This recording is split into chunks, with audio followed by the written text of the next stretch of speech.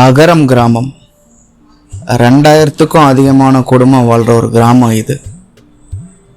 இந்த கிராமத்தில் நடக்கிற கதை ஒரு எடுத்துக்காட்டாகவே இருக்குது. பல ஊரில், பல மாவட்டத்தில், ஏன் பல மாநிலத்துக்கும் இது ஒத்து போகும். இவன் தான் மது. இந்த ஊரில் நடக்கிற எல்லா பிரச்சனைக்கும் இவன் ஒரு வகையில் காரணமாக இருப்பான், இல்லை இவனே அதுக்கான முழு காரணமாகவும் இருப்பான். இவன் இருக்கிற இடம் ரொம்ப சந்தோஷமா, ரொம்ப துக்கம், ரொம்ப கோபம் இருக்கும். அதுதான் பிரச்சனைக்கான ஒரு காரணமும், ஒரு வசிய காரணம் சொல்லலாம். இவர் தான் ஊர் தலைவர், இந்த ஊர் ஆட்சி செய்பவர். சிலருக்கு இவர் வில்லங்கமான ஆளு, ஆனா பலருக்கு இவர் கண் கண்ட தெய்வம். அப்படிதான் இந்த ஊர் மக்கள் இவரை பார்க்குறாங்க.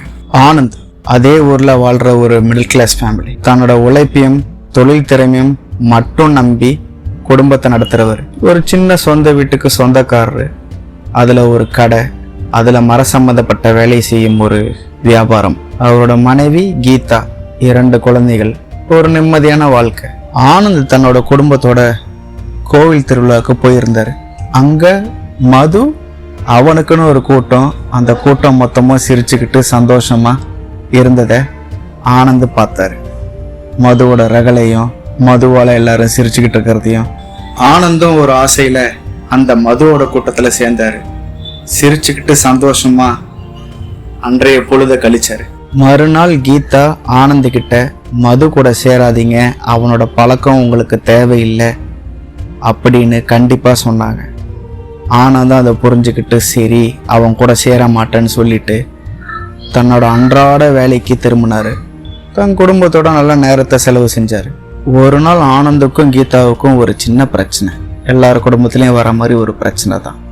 ஆனால் ஆனந்த் அது ரொம்ப அதிகமாக யோசித்து அதை விட்டு கொஞ்சம் வெளியே வரணும், என்ன பண்ணுறதுன்னு நினச்சி மது எங்கே இருக்குன்னு மதுவுக்கு ஒரு அழைப்பு எடுத்தார்.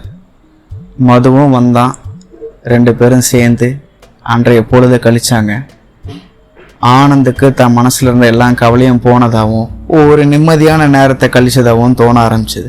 ஆனா அதோட முடியல. மாதத்துல 2 முறைன்னு பாக்குற மாதிரி அவங்களோட பழக்கத்தை அதிகமாக்குனாரு. அது சில நாள் போக போக வாரத்துல சில முறை பாக்குற மாதிரி மாறிட்டு வந்தது அந்த பழக்கம். இது துளியும் பிடிக்காத கீதா ஆனந்த் கிட்ட, மதுவோட சேராதீங்க, அவன் ரொம்ப பிரச்சனைக்காரன், அவன் கூட சேர்ந்தா கண்டிப்பா ஒரு பிரச்சனையில தான் அது முடியும், அவன் கூட சேர நிறுத்துங்கன்னு ரொம்ப கண்டிப்பாகவும் சொல்லி பார்த்தா, கெஞ்சியும் சொல்லி பார்த்தா. ஆனா ஆனந்த் அதை பொருட்படுத்தலை. வாரத்துல சில நாள் இருந்த அவங்க பழக்கம் தினமும் பார்க்குற மாதிரி ஆச்சு. அதுவும் ஆனந்த் தொழில் செய்கிற இடத்துக்கே மது வர ஆரம்பிச்சான். தினமும் சந்திக்க ஆரம்பிச்சாங்க. எல்லா நாளும் மதுவோட இருக்க ஆரம்பிச்சாரு ஆனந்த். கீதா ஆனந்த் கிட்ட, தொழில் வருமானம் கம்மியாகிட்டே போகுது, தொழிலில் அவங்க கவனம் சுத்தமாக முன்ன மாதிரி இல்லை, மதுவோட சேர்றனால நீங்க நிறைய இழக்க ஆரம்பிக்கிறீங்கன்றது உங்களுக்கு புரியுதான்னு கேட்ட போதும் ஆனந்துக்கு அது புரியல. ஆனா கீதா சொன்னது உண்மைதான். மது எப்பெல்லாம் வரானோ அப்பெல்லாம் ஆனந்தோட கடையில வர வருமானத்துல ஒரு பங்கை ஆனந்துக்கே தெரியாம சின்னதா திருடிக்கிட்டே இருந்தான் மது. அதுக்கு ஆனந்து தொழில் முன்ன மாதிரி இல்ல, வருமானம் கம்மியாகிட்டே போகுது அப்படின்னு தான் நினைச்சாரு. சரியான நேரத்துக்கு காத்துக்கிட்டு இருந்த மது ஆனந்தோட கடையில இருந்து எல்லா காசையுமே திருடிட்டான். இதையும் கவனிக்காம இருந்த ஆனந்த் சில நாள் கழிச்சு தான் பார்த்தாரு தான் கடையில திருடு போயிருக்குன்ட்டு. பார்த்ததும் கண் கலங்கினாரு. மாரடைப்புல சுயநிலவை இழந்து தரையில விழுந்தாரு ஆனந்த். அதை பார்த்த அருகில இருந்தவங்க ஆனந்த தூக்கி கீதாவோட உதவியோட பக்கத்துல இருந்த ஹாஸ்பிட்டல்ல சேர்த்தாங்க. என்ன பண்ண போறோன்னே தெரியாம இருந்த கீதா கிட்ட, டாக்டர் ஒரு அறுவை சிகிச்சை பண்ணணும், அப்பதான் உங்க கணவரை காப்பாற்ற முடியும், இதுக்கு ₹1,00,000 ஆகும், முடிஞ்ச வரைக்கும் பணத்தை சீக்கிரமா ரெடி பண்ணுங்க, அப்பதான் அறுவை சிகிச்சை ஆரம்பிக்க முடியும்னு சொல்லிட்டாங்க. சுய நினைவுக்கே திரும்பாத ஆனந்த பார்த்த கீதாக்கு அவளுக்கு தோணுனது ஒண்ணுதான், ஊர் தலைவரை போய் பார்த்தா அவர் உதவி செய்வாரு. உடனே ஊர் தலைவர் வீட்டுக்கு போனான்.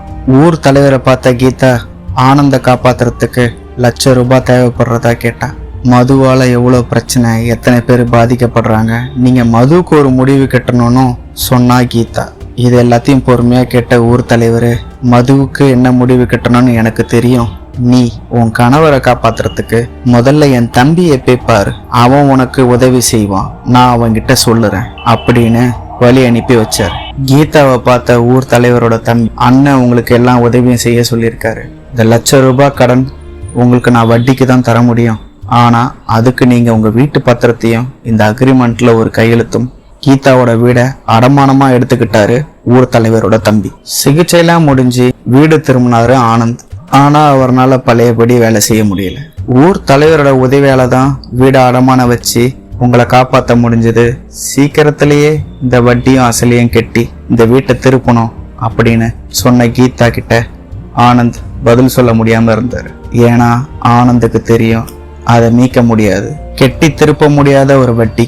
அதனால ஆனந்த் அமைதி காத்தாரு. பிரச்சனை முடிஞ்சதா நினைச்சா கீதா எப்படியாவது வாழ்க்கையில வெளியில வந்துடலான்னு ஒரு எண்ணம்.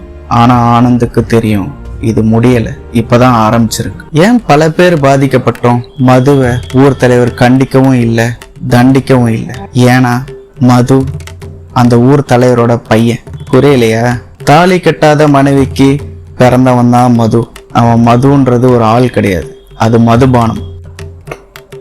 புரியுற மாதிரி சொல்லணும்னா தன்னோட பினாமி பேர்ல இதை ஒரு தொழிலா பண்ணிட்டு இருக்காரு அந்த ஊர் தலைவர்.